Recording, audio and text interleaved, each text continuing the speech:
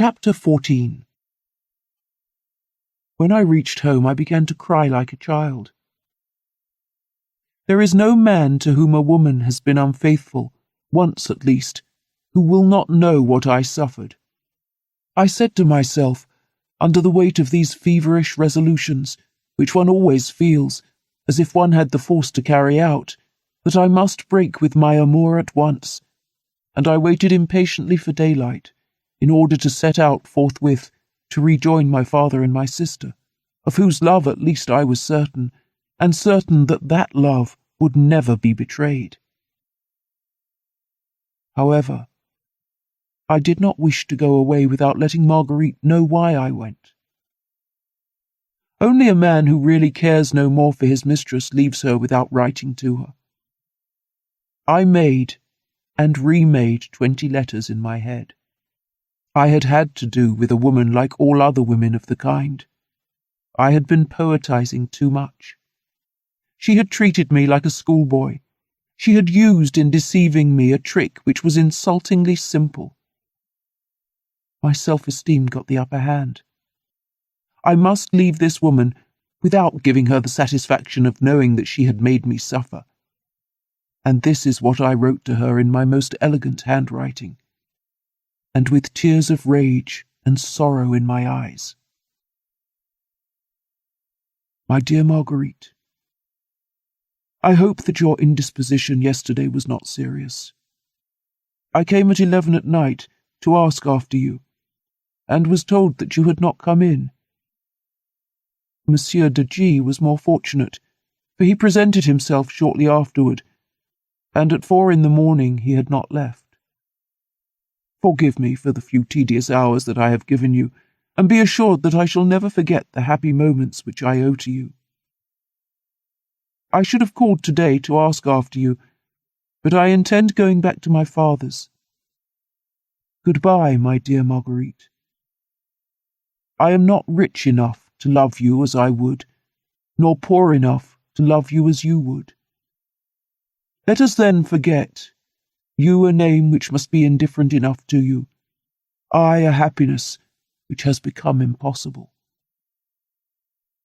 I send back your key which I have never used, and which might be useful to you if you are often ill as you were yesterday.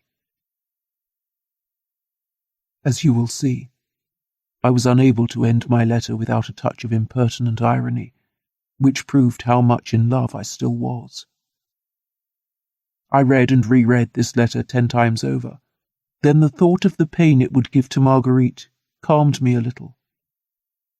I tried to persuade myself of the feelings which it professed, and when my servant came to my room at 8 o'clock, I gave it to him and told him to take it at once. "Shall I wait for an answer?" asked Joseph. My servant, like all servants, was called Joseph. "If they ask whether there is a reply, you will say that you don't know, and wait." I buoyed myself up with the hope that she would reply. Poor, feeble creatures that we are. All the time that my servant was away, I was in a state of extreme agitation. At one moment I would recall how Marguerite had given herself to me, and ask myself by what right I wrote her an impertinent letter, when she could reply that it was not Monsieur de G who supplanted me, but I who had supplanted Monsieur de G. A mode of reasoning which permits many women to have many lovers. At another moment, I would recall her promises, and endeavour to convince myself that my letter was only too gentle, and that there were not expressions forcible enough to punish a woman who laughed at a love like mine.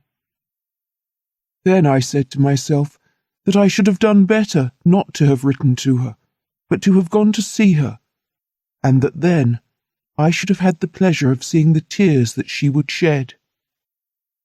Finally, I asked myself what she would reply to me, already prepared to believe whatever excuse she made.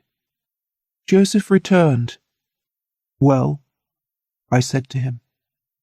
"Sir," said he, "Madame was not up, and still asleep, but as soon as she rings the letter will be taken to her, and if there is any reply it will be sent." She was asleep. 20 times I was on the point of sending to get the letter back, but every time I said to myself, perhaps she will have got it already, and it would look as if I have repented of sending it. As the hour at which it seemed likely that she would reply came nearer, I regretted more and more that I had written. The clock struck 10, 11, 12. At 12 I was on the point of keeping the appointment as if nothing had happened. In the end, I could see no way out of the circle of fire which closed upon me. Then I began to believe, with the superstition which people have when they are waiting, that if I went out for a little while, I should find an answer when I got back. I went out under the pretext of going to lunch. Instead of lunching at the Café Foire at the corner of the boulevard as I usually did, I preferred to go to the Palais Royal, and so pass through the Rue d'Antin. Every time that I saw a woman at a distance, I fancied it was Nanine bringing me an answer. I passed through the Rue d'Antin without even coming across a commissionnaire. I went to Véry's in the Palais Royal. The waiter gave me something to eat, or rather served up to me whatever he liked, for I ate nothing. In spite of myself, my eyes were constantly fixed on the clock. I returned home, certain that I should find a letter from Marguerite. The porter had received nothing. But I still hoped in my servant. He had seen no one since I went out. If Marguerite had been going to answer me, she would have answered long before.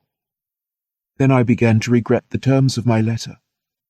I should have said absolutely nothing, and that would undoubtedly have aroused her suspicions, for, finding that I did not keep my appointment, she would have inquired the reason of my absence, and only then I should have given it to her.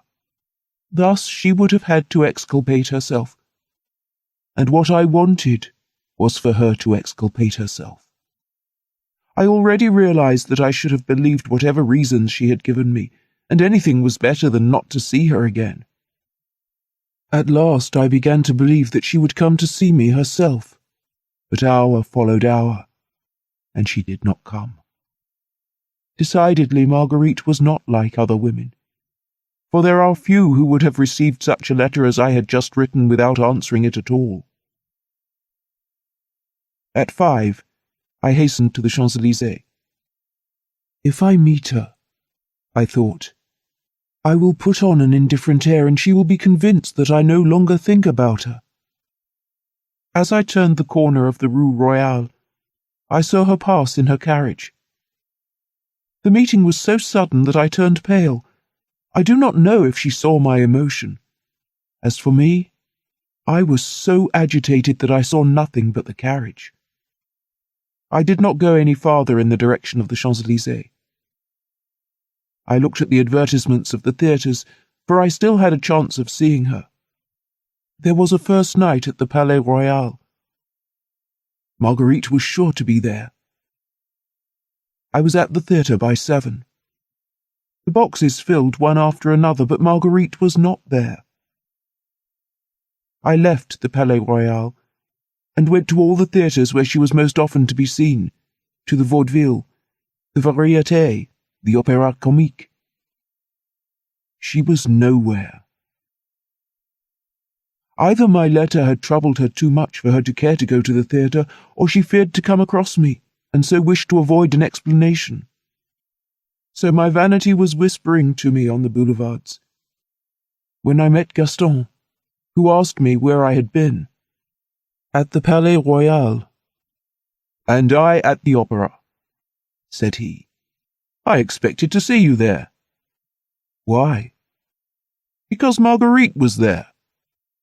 Ah, she was there? Yes. Alone? No, with another woman. That all? The Comte de G came to her box for an instant, but she went off with the Duke.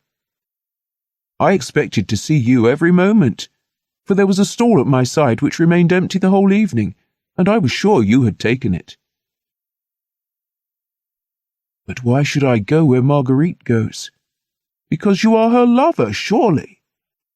"Who told you that?" "Prudence, whom I met yesterday. I give you my congratulations, my dear fellow. She is a charming mistress, and it isn't everybody who has the chance. Stick to her. She will do you credit." These simple reflections of Gaston showed me how absurd had been my susceptibilities. If I had only met him the night before, and he had spoken to me like that, I should certainly not have written the foolish letter which I had written.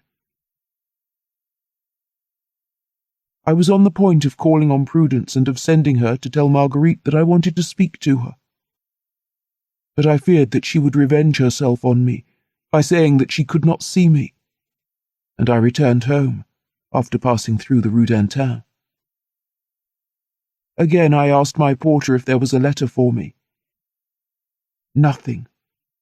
She is waiting to see if I shall take some fresh step, and if I retract my letter of today, I said to myself as I went to bed. But seeing that I do not write, she will write to me tomorrow. That night, more than ever, I reproached myself for what I had done. I was alone, unable to sleep, devoured by restlessness and jealousy, when by simply letting things take their natural course, I should have been with Marguerite, hearing the delicious words which I had heard only twice, and which made my ears burn in my solitude. The most frightful part of the situation is that my judgment was against me. As a matter of fact, everything went to prove that Marguerite loved me. First, her proposal to spend the summer with me in the country. Then the certainty there was no reason why she should be my mistress, since my income was insufficient for her needs, and even for her caprices. There could not then have been on her part anything but the hope of finding in me a sincere affection, able to give her rest from the mercenary loves in whose midst she lived. And on the very second day, I had destroyed this hope, and paid by impertinent irony for the love which I had accepted during 2 nights. What I had done was therefore not merely ridiculous. It was indelicate. I had not even paid the woman, that I might have some right to find fault with her. Withdrawing after 2 days, was I not like a parasite of love, afraid of having to pay the bill of the banquet? What? I had only known Marguerite for 36 hours. I had been her lover for only 24. And instead of being too happy that she should grant me all that she did, I wanted to have her all to myself, and to make her sever at one stroke all her past relations, which were the revenue of her future. What had I to reproach in her? Nothing. She had written to say she was unwell, when she might have said to me quite crudely, with the hideous frankness of certain women, that she had to see a lover. And, instead of believing her letter, instead of going to any street in Paris except the Rue d'Antin, instead of spending the evening with my friends and presenting myself next day at the appointed hour, I was acting the Othello, spying upon her, and thinking to punish her by seeing her no more. But, on the contrary, she ought to be enchanted at this separation. She ought to find me supremely foolish, and her silence was not even that of rancour, it was contempt. I might have made Marguerite a present, which would leave no doubt as to my generosity, and permit me to feel properly quits of her, as of a kept woman. But I should have felt that I was offending by the least appearance of trafficking, if not the love which she had for me, at all events, the love which I had for her. And since this love was so pure that it could admit no division, it could not pay by a present, however generous, the happiness that it had received, however short that happiness had been. That is what I said to myself all night long, and what I was every moment prepared to go and say to Marguerite. When the day dawned, I was still sleepless. I was in a fever. I could think of nothing but Marguerite. As you can imagine, it was time to take a decided step and finish either with the woman or with one's scruples. If that is, she would be willing to see me. But you know well, one is always slow in taking a decided step. So, unable to remain within doors and not daring to call on Marguerite, I made one attempt in her direction, an attempt that I could always look upon as a mere chance if it succeeded. It was 9 o'clock, and I went at once to call upon Prudence, who asked what she owed this early visit. I dared not tell her frankly what brought me. I replied that I had gone out early in order to reserve a place in the coach for C, where my father lived. "You are fortunate," she said, "in being able to get away from Paris in this fine weather." I looked at Prudence, asking myself whether she was laughing at me, but her face was quite serious. "Shall you go and say goodbye to Marguerite?" she continued as seriously as before. "No." "You are quite right." "You think so?" "Naturally. Since you have broken with her, why should you see her again?" "You know it is broken off?" "She showed me your letter." "What did she say about it?" "She said, 'My dear Prudence, your protégée is not polite. One thinks such letters, one does not write them.'" "In what tone did she say that?" "Laughingly, and she added, 'He has had supper with me twice and hasn't even called.'" That, then, was the effect produced by my letter and my jealousy. I was cruelly humiliated in the vanity of my affection. What did she do last night? "She went to the opera." "I know. And afterward?" "She had supper at home." "Alone?" "With the Comte de G, I believe." So my breaking with her had not changed one of her habits. It is for such reasons as this that certain people say to you, "Don't have anything more to do with the woman. She cares nothing about you." Well, I am very glad to find that Marguerite does not put herself out for me, I said with a forced smile. "She has very good reason not to. You have done what you were bound to do. You have been more reasonable than she, for she was really in love with you. She did nothing but talk of you.